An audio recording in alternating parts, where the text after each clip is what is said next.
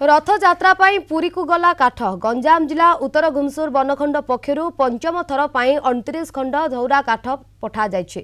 समस्त काठ 20 foot lumbar ग्रामवासी एवं वन कर्मचारी उपस्थित रे होम संकीर्तन एवं पूजार्चना करी दुईटी ट्रक रे काठ पठा जायछि। समस्त काठरे रथर अख निर्माण हेब।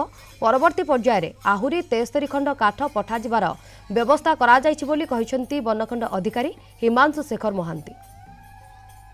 29 पीस धौरा काठ